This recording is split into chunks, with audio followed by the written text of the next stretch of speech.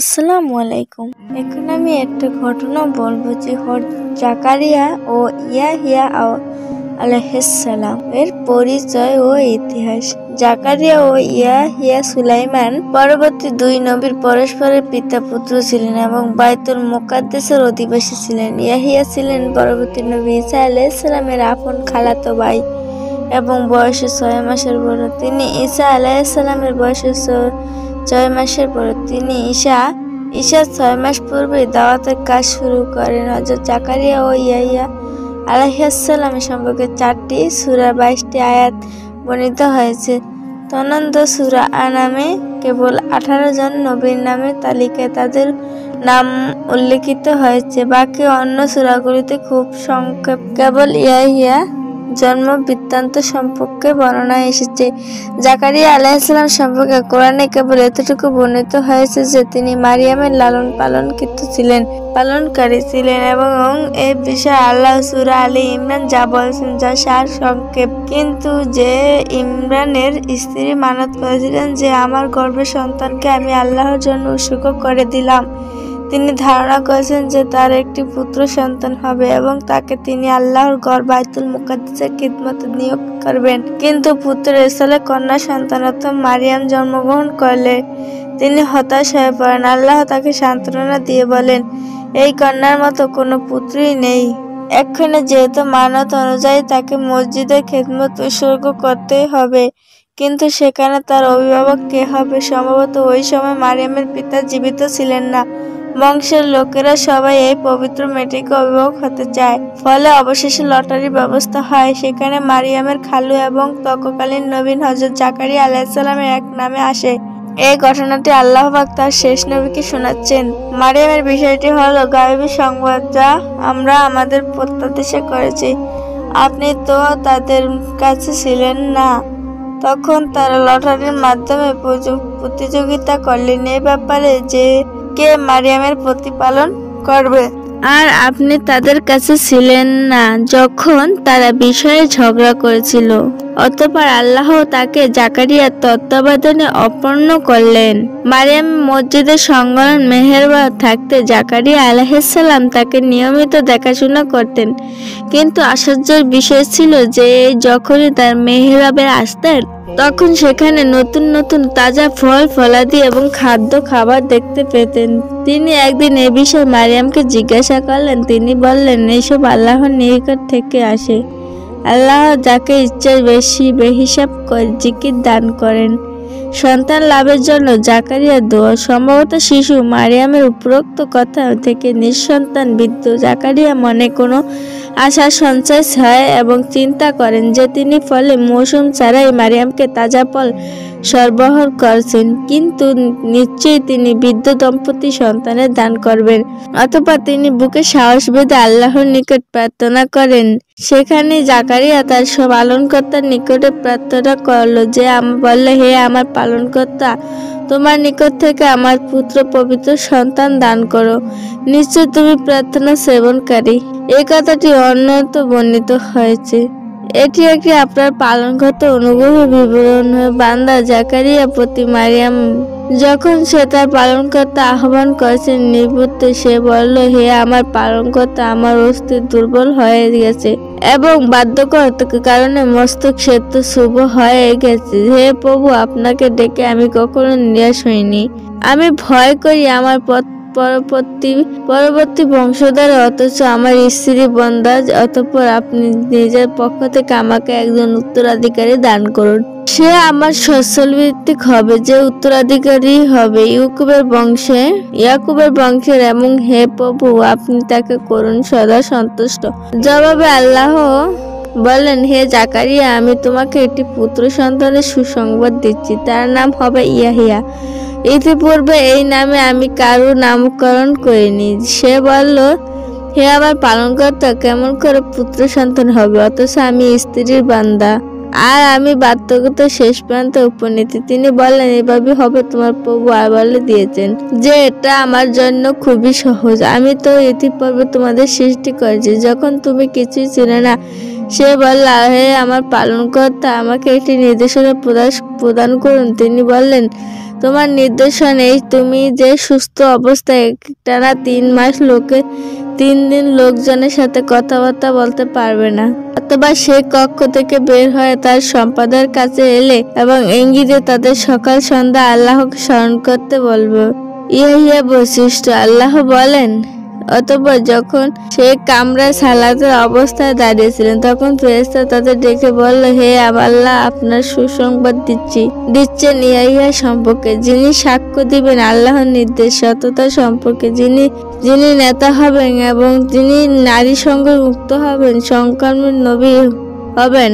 অতঃপর আল্লাহর নির্দেশ মতো জাকারিয়া 3 দিন যাবৎ লোকেদের সাথে কথা বন্ধ রাখলেন, ইশারা ইঙ্গিত ব্যতীত, এবং সকলের সন্ধ্যায় আল্লাহর ইবাদতে থাকলেন, তার পবিত্র মহিমা ঘোষণা করতে লাগলেন। জাকারিয়ার প্রার্থনা অনর্থ এভাবে বর্ণিত হয়েছে যে, এবং জাকারিয়ার কথা স্মরণ করো, যখন তোর প্রভুর আহ্বানে করেছিলাম, হে আমার পালনকর্তা, তুমি আমাকে উত্তরাধিকারীহীন একা ছেড়ো না, তুমি তো হয়ে ইলম ও নবুয়তের সর্বত অধিকারী। অতঃপর আমরা তার দোয়া কবুল করেছিলাম, তাকে দান করেছিলেন ইয়াহিয়া এবং তার জন্য তার স্ত্রী করেছিলেন যোগ্যতা সম্পূর্ণ। তার সর্বদা সংকর্মে প্রতিযোগিতা করো, তারা আশা ও ভীতি সহকারে আমাকে ডাকত এবং তারা ছিল আমার প্রতি বিনীত। অতঃপর ইয়াহিয়া সম্পর্কে আল্লাহ অন্যত্র বলেন, হে ইয়াহিয়া, দৃঢ়তার সাথে এই গ্রন্থ তওবা ধারণ করো, আর আমাকে তাকে শৈশব প্রতিজ্ঞা দান করলে আমি 12 এবং নিজের পক্ষ থেকে 6 বিশেষভাবে দান করেছিলাম। কেলামতে 7 পবিত্র এবং সে ছিল 8 অতি তাকওয়াশীল 13, সে ছিল 9 পিতা অনুগত 10 এবং উদ্ধত অবদ্ধ ছিল 14। তার উপরে শান্তি যেদিন যে জন্মগ্রহণ করেছিলেন সেদিন সে মৃত্যুবরণ করেছেন এবং সেদিন সে জীবিত অবস্থায় পুনরুত্থিত হবে। মারিয়ামের উপরতে বর্ণিত আলে ইমরান 39 ও মারিয়াম 12:5 আয়াতে ইয়াহিয়া আলাইহিস সালামকে প্রদত্ত মোট 10টি বৈশিষ্ট্য প্রমাণিত হয়। উপরোক্ত বর্ণনা সমূহ থেকে জাকারিয়া আলাইহিস সালাম সম্পর্কে নিম্নোক্ত বিষয়টি প্রতিপাদিত করা হয়, যেমন জাকারিয়া ইয়াহিয়া বাইতুল মুকাদ্দাস সন্নিকটে বসবাস করে এবং তারা বনু ইসরাইলের বংশীয় নবী ছিলেন। জাকারিয়া আলাইহিস সালাম বিবি মারিয়ামের অভিভাবক ও লালন পালনকারী ছিলেন। জাকারিয়া অতি বৃদ্ধ বয়সে বন্ধ্যা স্ত্রীর গর্ভ হতে একমাত্র পুত্র সন্তান লাভ করেন এবং আল্লাহ স্বয়ং তার নাম রাখেন ইয়াহিয়া, যে নাম ইতিপূর্বে কারোর জন্য রাখা হয়নি। ইয়াহিয়া নবী হন, তিনি শৈশব থেকে প্রত্যজ্ঞা সম্পূর্ণ, কোমল হৃদয় ও পবিত্র ব্যক্তিত্ব ছিলেন। তিনি চিরকুমার ছিলেন। তিনি পিতামাতার অতীব গণগত এবং আল্লাহ বেড়ে ছিলেন। মারিয়াম ছিলেন ইয়াহিয়ার খালাতো বোন এবং ইয়াহিয়া পরে মারিয়াম পুত্র ঈসা আলাইহিস সালাম নবী এবং রাসূল হন। তারপর থেকে শেষ নবীর আবির্ভাব পর্যন্ত প্রায় 600 বছর নবীর আগমনের সিলসিলা বন্ধ থাকে, যাকে বা রাসূল আগমনের বিরতিকাল বলা হয়। জাকারিয়া আলাইহিস সালাম শরীয়তে ছিলেন সিয়াম অবস্থায় সর্বদা মন থাকা এবং ইশারা ইঙ্গিতে ব্যতীত কারোর সাথে কথা না বলা বিধান ছিল। ইসলামী শরীয়তে এটা রহিত হয়েছে। এই বর্ণনা রয়েছে, যদি সন্তান বলে হওয়ার পর পিতৃহারা হলে তাকে ইয়াতিম বলা যাবে না এবং রাত্রি পর্যন্ত সারাদিন মৌনতা অবলম্বন করা কোনো ইবাদত নয়। উল্লেখ্য যে ইহুদির চরিত্র পর এতই কুৎসিত ও উদ্ধত হয় যে তারা জাকারিয়া ইয়াহিয়ার ন্যায় মহান পরাগণকে হত্যা করে এবং হযরত ঈসা আলাইহিস সালামকে হত্যা করার উদ্যোগ হয়, কিন্তু আল্লাহ তাকে জীবিত আসমানে উঠিয়ে নেননি। ইয়াহিয়া জাকারিয়ার মৃত্যু।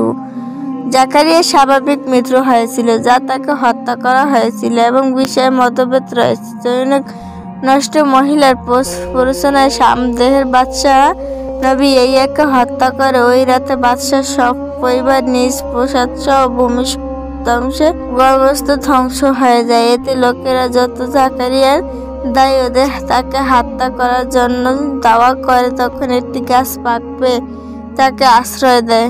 পরে শয়তানের প্ররোচনায় লোকেরা ওই গাছটি করাতে ছিঁড়ে 2 ভাগ করে ফেলে এবং এভাবেই জাকারিয়া নিহত হন। বলে জাকারিয়া আলাইহিস সালাম নিজে মেরাজ রজনীতে শেষ নবী সাল্লাল্লাহু আলাইহি ওয়াসাল্লামের সাথে বর্ণনা করেছেন বলে ইবনু আব্বাস এর নামে যে হাদিস বর্ণিত হয়েছে সে সম্পর্কে হাফিজ ইবনে কাসির বলেন এটি বিষয়করভাবে পূর্বপর সম্পর্কহীন ও আশ্চর্যজনক হাদিস। এটি রাসূল থেকে বর্ণিত হওয়াটাই একেবারে অমূল। ওহাব বিন মুনাব্বিহ বলে গাছের ফাটল আশ্রয় গ্রহণকারী ব্যক্তি ছিলেন সাইয়া আর জাকারিয়া স্বাভাবিক মৃত্যুবরণ করেন। মানসুর পরি বাইবেলের বর্ণনা আল্লাহ বলেন ইয়াহিয়াকে প্রথমে কারাগারে নিক্ষেপ করা হয়, কিন্তু বাদশার প্রেমিক ওই নষ্টা মহিলা তার মাথা দাবি করার জেলখানায় তাকে হত্যা করা হয় এবং ছিন্ন মস্তক রক্ত এনে ওই মহিলাকে উপহার দেওয়া হয়। অতঃপর উক্ত দুই নবীর মৃত্যুর সঠিক ঘটনার বিষয়ে আল্লাহ সর্বাধিক অবগত। টানা 3 মাস 3 দিন লোকজনের সাথে কথাবার্তা বলতে পারবে না, অথবা সে কক্ষ থেকে বের হয়ে তার সম্পাদকের কাছে এলে এবং ইঙ্গিতে তাদের সকাল সন্ধ্যা আল্লাহকে স্মরণ করতে বলবে।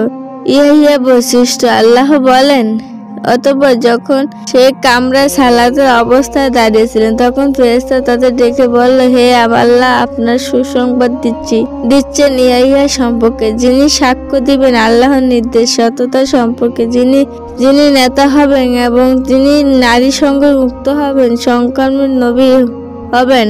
অতঃপর আল্লাহর নির্দেশ মতো জাকারিয়া 3 দিন যাবৎ লোকেদের সাথে কথা বন্ধ রাখলেন, ইশারা ইঙ্গিত ব্যতীত, এবং সকলের সন্ধ্যায় আল্লাহর ইবাদতে থাকলেন, তার পবিত্র মহিমা ঘোষণা করতে লাগলেন। জাকারিয়ার প্রার্থনা অনন্ত এভাবে বর্ণিত হয়েছে যে, এবং জাকারিয়ার কথা স্মরণ করো যখন তোর প্রভুর আহ্বানে করেছিলাম, হে আমার পালনকর্তা, তুমি আমাকে উত্তরাধিকারীহীন একা ছেড়ো না, তুমি তো হইলে ইলম ও নবুয়তের সর্বত অধিকারী। অতঃপর আমরা তার দোয়া কবুল করেছিলাম, তাকে দান করেছিলেন ইয়াহিয়া এবং তার জন্য তার স্ত্রী করেছিলেন যোগ্যতা সম্পূর্ণ। তার সর্বদা সংকর্মে প্রতিযোগিতা করো, তারা আশা ও ভীতি সহকারে আমাকে ডাকত এবং তারা ছিল আমার প্রতি বিনীত। অতঃপর ইয়াহিয়া সম্পর্কে আল্লাহ অন্যত্র বলেন, হে ইয়াহিয়া, দৃঢ়তার সাথে এই গ্রন্থ তওবা ধারণ করো, আর আমাকে তাকে শৈশব প্রতিজ্ঞা দান করলে আমি 12 এবং নিজের পক্ষ থেকে 6 বিশেষভাবে দান করেছিলাম। কেলামতে 7 পবিত্র এবং সে ছিল 8 অতীব তাকওয়াশীল 13, সে ছিল 9 পিতা অনুগত 10 এবং উদ্ধত অবদ্ধ ছিল 14। তার উপরে শান্তি যেদিন যে জন্মগ্রহণ করেছিলেন সেদিন সে মৃত্যুবরণ করেছেন এবং সেদিন সে জীবিত অবস্থায় পুনরুত্থিত হবে। মারিয়ামের উপরতে বর্ণিত আলে ইমরান 39 ও মারিয়াম 12:5 আয়াতে ইয়াহিয়া আলাইহিস সালামকে প্রদত্ত মোট 10টি বৈশিষ্ট্য প্রমাণিত হয়। উপরোক্ত বর্ণনা সমূহ থেকে জাকারিয়া আলাইহিস সালাম সম্পর্কে নিম্নোক্ত বিষয়টি প্রতিপাদিত করা হয়, যেমন জাকারিয়া ইয়াহিয়া বাইতুল মুকাদ্দাস সন্নিঘাটে বসবাস করে এবং তারা বনু ইসরাইলের বংশীয় নবী ছিলেন। জাকারিয়া আলাইহিস সালাম বিবি মারিয়ামের অভিভাবক ও লালন পালনকারী ছিলেন। জাকারিয়া অতি বৃদ্ধ বয়সে বন্ধ্যা স্ত্রীর গর্ভ হতে একমাত্র পুত্র সন্তান লাভ করেন এবং আল্লাহ স্বয়ং তার নাম রাখেন ইয়াহিয়া, যে নাম ইতিপূর্বে কারোর জন্য রাখা হয়নি। ইয়াহিয়া নবী হন, তিনি শৈশব থেকে প্রত্যজ্ঞা সম্পূর্ণ, কোমল হৃদয় ও পবিত্র ব্যক্তিত্ব ছিলেন। তিনি চিরকুমার ছিলেন। তিনি পিতামাতার অতীব গণগত এবং আল্লাহ বেড়েছিলেন। মারিয়াম ছিলেন ইয়াহিয়ার খালাতো বোন এবং ইয়াহিয়া পরে মারিয়াম পুত্র ঈসা আলাইহিস সালাম নবী এবং রাসূল হন। তারপর থেকে শেষ নবীর আবির্ভাব পর্যন্ত প্রায় 600 বছর নবীর আগমনের সিলসিলা বন্ধ থাকে, যাকে বা রাসূল আগমনের বিরতিকাল বলা হয়।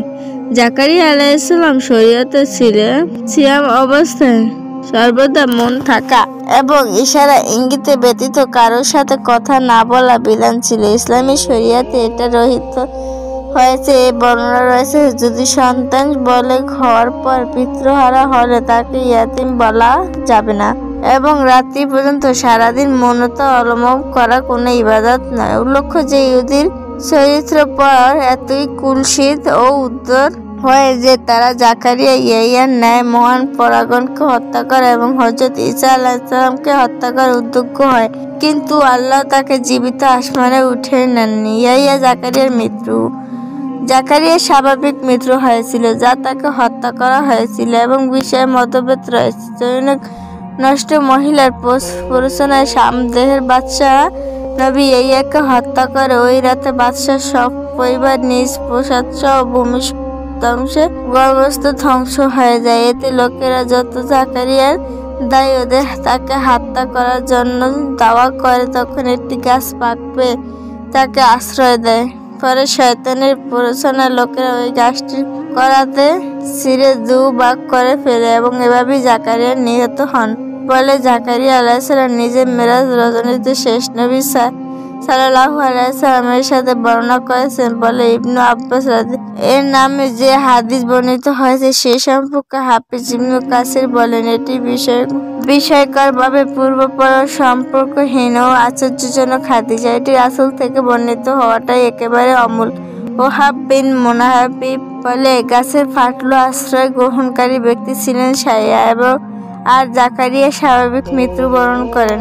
মানসুর পরি বাইবেলের বর্ণনা আল্লাহ বলেন, ইয়াহিয়াকে প্রথমে কারাগারে নিক্ষেপ করা হয়, কিন্তু বাদশার প্রেমিক ওই নষ্টা মহিলা তার মাথা দাবি করার জেলখানায় তাকে হত্যা করা হয় এবং ছিন্ন মস্তক রক্ত এনে ওই মহিলাকে উপহার দেওয়া হয়। অতঃপর উক্ত দুই নবীর মৃত্যুর সঠিক ঘটনার বিষয়ে আল্লাহ সর্বাধিক অবগত।